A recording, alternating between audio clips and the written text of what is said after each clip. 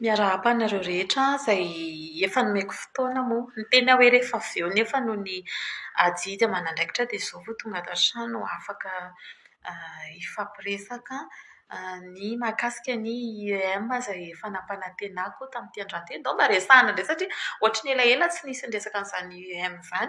Io anefa no tena nifidianan'ny vahoaka malagasy sy ny filoham-pirenena dia ohatran'ny adinodino kely ny resaka azy fa lasa any amina zavatra tsy dia antony loatra fa mialohan'izay dia natsidika hisorako be dia be ro pejy nizara ny fanehoan-kevitro ny mahakasika ny tranga any Nepal. Tena mahafinaritra ny fiarahamientana satria tsara ho fantatra ireny ny famerenana ny hoe Madagasikara dia firenena manana ny fiandrianany tsy ho isy aty Madagasikara izay vinavinanareo hisy aty satria ny filoham-pirenena dia olona efa nivonina amin'izay fitondrana ny vahoaka izay. Tanora no maro an'isa dia mampiasa ny Facebook avokoa ny ankamaroany ny olona rehetra isaky ny salan-taona rehetra ary ny tanora hoy aho no tena be dia be. Ny fanjakana ny filoham-pirenena dia filoham-pirenena farak'izay manaja ny demokrasia. Raha nisy angamba ny hatramin'izay nahatsiarovako saina ny firenena nampanjaka an'izay demokrasia izay na ny mpitondra ny malagasy nanome an'izay sehatra hiresahana hanehoana hevitra izay za tena hoe tena midera manokana ny filoham-pirenena Andry Rajoelina. Dikan'izany tsy hisy eto Madagasikara ilay tranga tany Nepal, tsy avela hisy, tsy kolontsaina malagasy izany andeha handrava sy hanaboridana mpitondra fanjakana sanatria ny vava fa any amin'ny tany nisy diktatira no nisy an'iny dia raha olona tonga saina, raha olona manan-tsaina manaja ny kolontsaina malagasy tia ny vahoaka malagasy mitsinjo ny taranaka dia tsy maniry loza ny firenena sy hanome ohatra ratsy ny firenena amin'izay fandrombahana sy famotehana sy ny ataoko hoe toetra fihetsika mamofady amin'ny taranaka amam-para izay anaty farangisosina izay rehetrarehetra izay. Madagasikara dia manana ny maha izy azy misy vahoaka be dia be manodidina ny 30 tapitrisa isika izao ny mponina eto Madagasikara. Tsy hoe anaty Facebook no andeha angalana référence hoe misy miteniteny eo dia iny tokoa no marina sy tena izy eto amin'ny firenena fa misy vahoaka be dia be fa hitantsika reny ny tsenan'ny filoham-pirenena reny nandritra ny fandraisantsika ohatra ny SADC teto Madagasikara vahoaka anie izany tonga teny hivady izany. Tsy hitanareo ve reny sa hoe mininikipinareo dia olona vitsy kely miezaka manaparitaka sy misarika ny sain'ny olona amin'ny hoe fidinana an-dalambe sy hanao andrenitoetra tsy mendrika reny no mianan-kendry eto amin'ny firenena antony hamaliana hoe misy vahoaka be dia be any mangina miandry am-pitoniana ny fanatanterana ny vely rano filoha manana ny miaramila izay miaro ny vahoaka maro an'isa, miaro ny fananany vahoaka, mampandry fahalemana ny vahoaka tsy hanaiko velively anareo olombitsy izay mikasa an'izay. Ny fifidianana ihany amin'ny demokratika antsika no tokony hanehoana an'izay fitiavan'ny vahoaka na tsy izay. Aza adino fa efa nalohan'ny vahoaka nareo reny, matoa nareo nalohan'ny vahoaka nataony teo dikan'izany tsy mety aminy anareo fa zavatra hafa atao ho avy ny fifidianana 2028 dia hitantsika hoe mbola ekena ve ianareo sa tsy. Dia gaga ihany koa mahita ny ray aman-dreny izay ataoko hoe isany tokony hampianatra an'izany sy hanaja an'izany soatoavina maha-malagasy izany amin'ny fanajana n'inona za tsy fito vy-pijery tsy voatery hiteny ratsy olona ianao vao fantatra hoe tsy faly fa asehoy fa manana viana hitondra vahoaka ianao androany miteny ratsy fitondrana nefa ny ianao mieritreritra haka fitondrana mba imagineo anie izany zavatra izany dia itsika vahoaka koa mila tonga saina ao anatiny hoe iza ny olona mendrika, iza ny olona tena miaino ny vahoaka, miaino ny fitarainan'ny vahoaka ny amin'izay etaetany eny amin'ny fiarahamonina izay. Hiditra amin'izay resaka velirano ny filoham-pirenena izay tsy maintsy resahana izy ity satria ohatran'ny hoe veriverezina izany ny sain'ny olona dia lasa tsy mahita ny sasany, tsy mahita ny hazakazaka ataon'ny filoham-pirenena. Efa vita be dia be ny ezaka vita mbola ao anatintsika izao. Izany ny antony itenenana foana sy tsy mahatafandrimandry, tsy mamela an'ireo, tsy maty-manota ireo mihevitra azo tena tsy haiko hoe zavatra, ka manao ny fomba rehetra hanadalàna ny saim-bahoaka, ny fanakorontanana amin'ny endriny rehetra rehetra, tsy ahafahan'ny vahoaka mifantoka amin'izay tena fampandrosoana sy ny asa fivelomana izay. Fa anio tontolo dia mivohy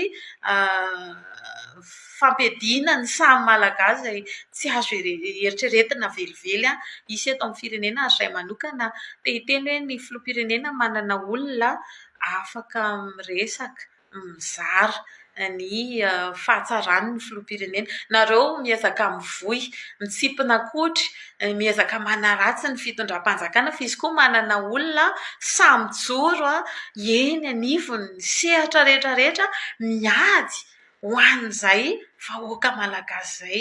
Aza mampanantena pôkady vahoaka, tsisy ninina vitanareo ivela fitondrana. Izao ary nareo nampanantena hoe andefa olona anaky 4 no teneninareo, aiza izao zay eo, nga nisy na ray aza, ray ihany nalefa. Fanaovana tsinontsinona mpitsabo koa ireny zavatra ireny. Efa antony tenena fa nga moa ny manam-pahaizana malagasy tsisy dikany, ireo mpitsabo, profesera be dia be eto Madagasikara ireo no hamaivana tahaka an'izany. Fa io moa efa nanaovako antsy hoe ilay izy koa misy rafitra tokony hovainao. Izaho moa miantso filoham-pirenena ny amin'ny hoe tsara ny jerena ny amin'izay sehatra ny tontolo ny fahasalamana izay, satria tsy toteny intsony ny tompon'andraikitra eo anivon'izany ministera izany. Tsy resaka tsy fitiavana sanatrian'izany, satria ny tena dia nataoko hoe fanitondra mafy tamin'izay mpitondra teo anivon'ny ministera ny fahasalamana izay aza dia kristiana no beazina, tsy izany mamaly, fa misy fotoana zavatra rehetra rehetra dia ireny tranga rehetra rehetra ireny no miseho dia tokony hieritreritra. Raha izaho izy eo amin'ny toerana dia mametram-pialàna mihitsy ny amin'izay fitantanana izay, satria tsisy zavatra mandeha intsony eo amin'ny sehatry ny fahasalamam-bahoaka rehefa tsy mipasy ny baiko sy ny sisa eny nohon'ny mpitsabo sy ny sisa fotsiny. Tokony ho tonga saina, satria ny vahoaka foana no jerena, ireo ny ambony isan'ny masoana sy ny matimatesana teto amin'ity tanindrazana iombonana ity, ka tsy olona ray sy roa no andeha hampidi-doza ny firenena eto amin'ny tsy fanjariana rehetra. Ka teny Antsipampon'ny Mahalala izay teny izay, mino fa olon-kendry ny fitondram-panjakana tarihan'ny filoham-pirenena sy ny premier ministra ny tokony hijerena izay ataoko hoe tena sehatra marary ny vahoaka izay izany ny mahakasika an'izay. Fa resaka velirano, resaka IEM no hiresahako androany. Be dia be ataoko hoe misy maromaro ny manam-pahaizana nihaona tamiko tato ho ato mahakasika ny tranga eto Madagasikara. Ny anay manko ny antony adianay fo androany sy ny rapitso sy ny mbola ho avy dia tsy misy afa-tsy ny ahasoa ny vahoaka malagasy ihany. Izay ihany, izaho manokana tsy mitady seza, tsy mitady toerana, matoa ny tabataba teto nandritra ny 4 taona, tsy izay ny important.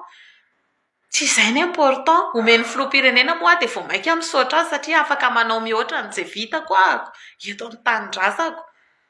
Fa resaka tamin'ireo manam-pahaizana hoe aiza ho aiza moa, satria hita tena mandeha mafy be ilay filoham-pirenena ary te handeha mafy izy.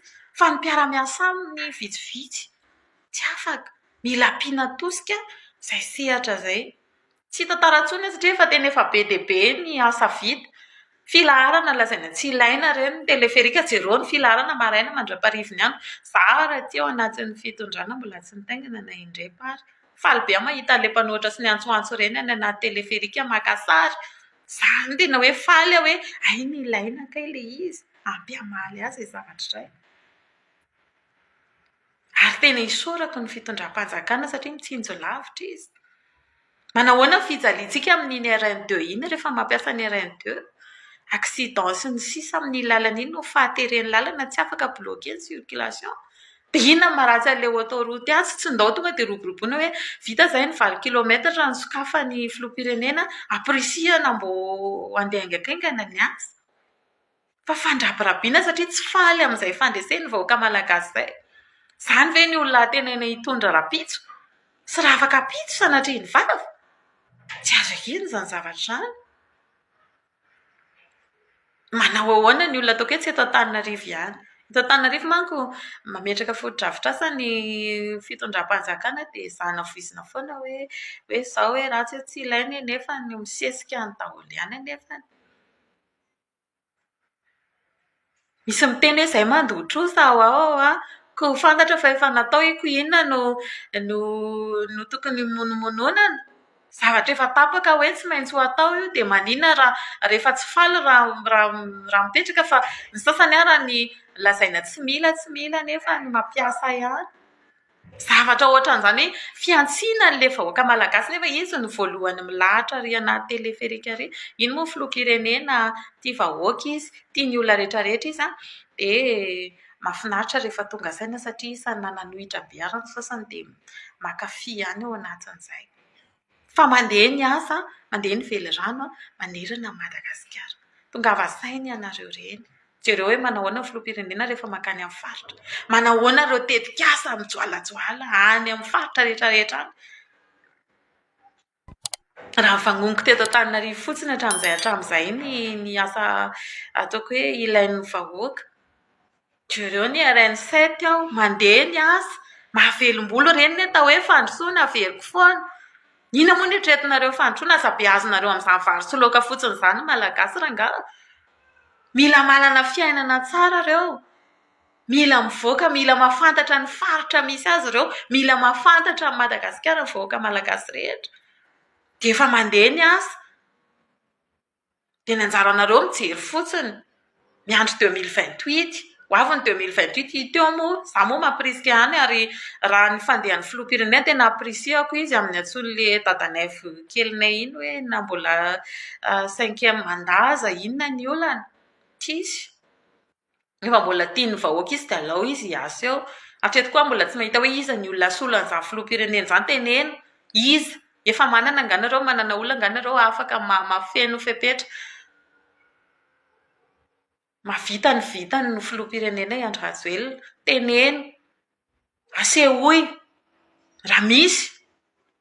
Olona miady an-tsena miantso mampianatra sy mitaiza ny vahoaka andeha hidina an-dalambe lava sy grevy sy tena ratsy lava ny mpitondra ve no eritreretina hitondra ny taranaka atsy-hoatsy? Isany anaiky an'izany? Tsisy anaiky an'izany? Fa izay moa izany ny tena marina izay ilay olona ilay tsy manaiky lembenana. Efa hatramin'izay efa atao anaty ranay izany izay efa nivoady ho an'ny tanindrazanay. Mety tsy fantatry ny sasany izany androany fa ho fantan'ny rapitso hoe inona izany tena fitiavan-tanindrazana izany. Faly nareo rehefa avoaka ny olona dia hirahirana ny hoe ireny dia ireny zavatra ataon'ny olona mise en scène sy ny zavatra rehetrarehetra avoakan'ilay izy. Tia ilay mpanao gazety tia ilay mandefa manely mitsao rehetra any ivelany mandratsy ny vahoaka malagasy ity. Dia ireny no roboroboina sy omena tehaka. Fa maninona nefa ny mikitika ohatra ny resaka base tuléaire ny fitondram-panjakana mba hampandrosoana an'ilay vahoaka ao dia inona ny zavatra ataonareo? Miantsa an'ilay vahoaka, manao izay mandoto ny sain'ny vahoaka, mampitahotra azy amin'ny ainy, amin'ny hoe raha manao izao nefa firy ny manam-pahaizana eto Madagasikara? Firy ny manam-pahaizana eto Madagasikara? Efa nanazava ny fahafehezana an'izany fitrandrahana izany. Dia maninona ilay vahoaka any atsimo ny ampijaliana sy tsika angamba tsy androany sy rapitso no mahita ny zareo avy any atsimo. Tonga hatrany raha mbola any Degoa nareo mbola be dia be ny olona avy any atsimo ny nosy any. Rehefa tsy mivarotra vy dia mitarika posy, matsaka rano. Tsy mampalahelo ve izany zavatra izany? Fa nareo ihany no te handroso. Fa ny vinan'ny filoham-pirenena fanatanterahany an'ireny tetikasa rehetrarehetra ireny ny harenantsika eto Madagasikara. Sanatria ny vava tsy atao ohatry ny horirika ambomanam-bola. Iza no andrasana andeha ataoko hoe hitrandraka andreo raha tsy tsika izao no manao azy mba ho hisitrahan'ny vahoaka amin'izay faritra misy azy ny tombontsoa amin'izany asa fitrandrahana zany. Tsy basculière ihany fa Madagasikara manokana raha ohatra ka ampy fahalalana ny vahoaka.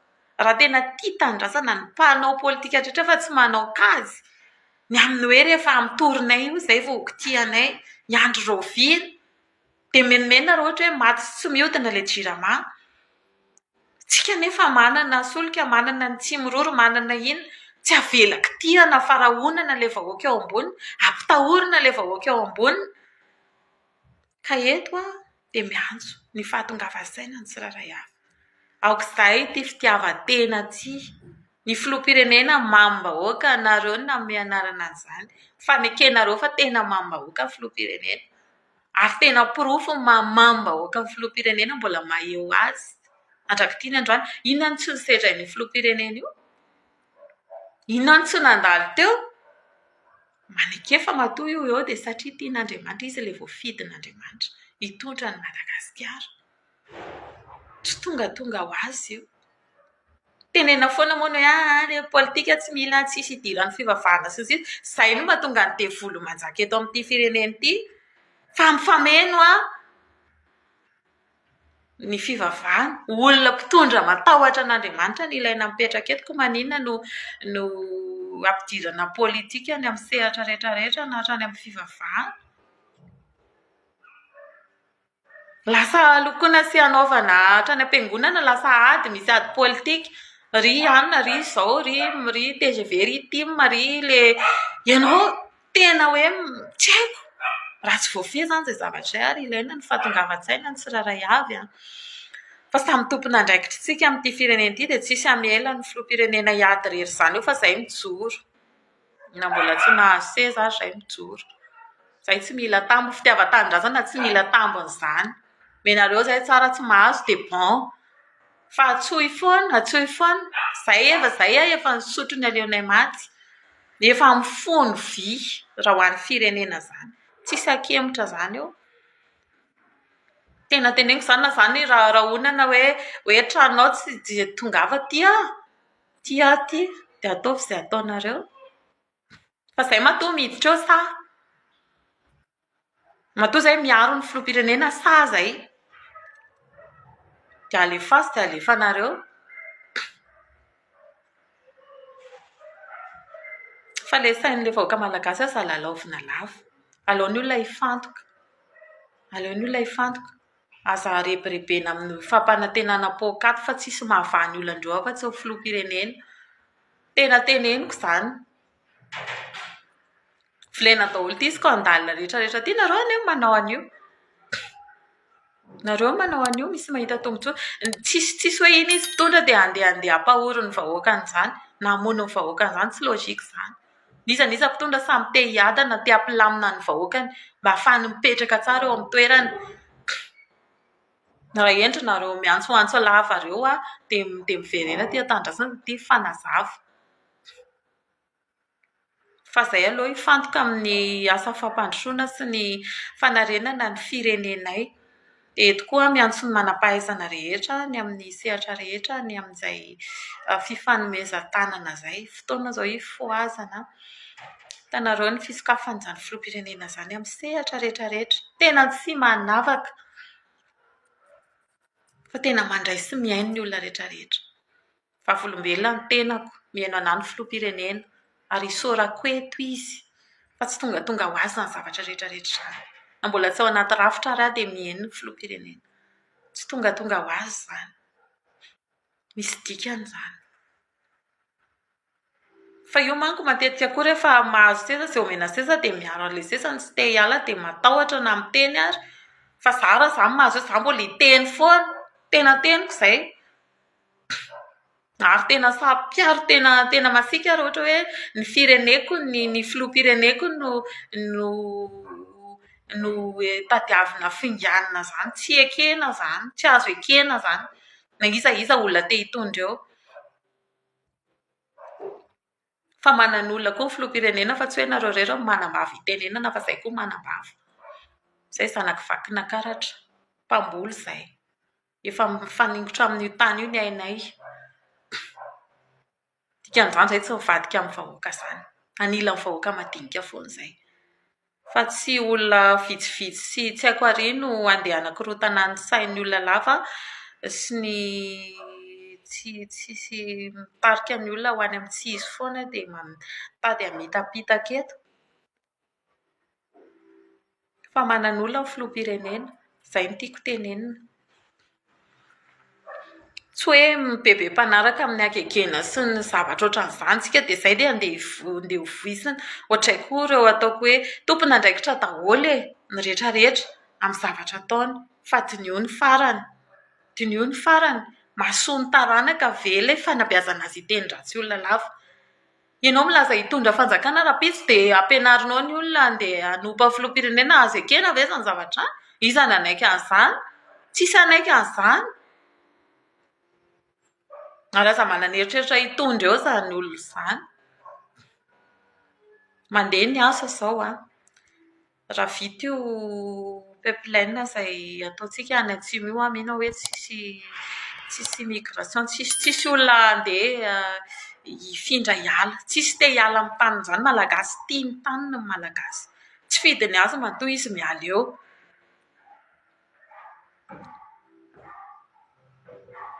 Dia anareo tompona andraikitra rehetra nomena fahefana koa andao tsika hiaraka hanabe vahoaka hijery hoe inona ny mahasoa ilay tanindrazana, inona ny mahasoa ny firenena.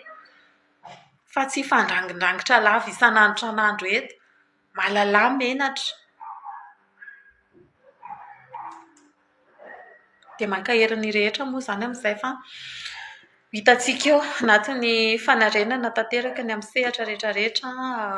Mino aho hoe ahita vahaolana, mino koa hoe tsy ho ela. Dia hisy ny fanovana ireo vitsivitsy izay marisarisa amin'izay fiarahana mihazakazaka amin'ny filoham-pirenena izay dia mirary soa antsika rehetra. Misaotra foana manjoy dia izaho anila anareo foana tsisy miala. Tsisy miala izany eto fa eto foana isika hifanohana eto. Rary soa.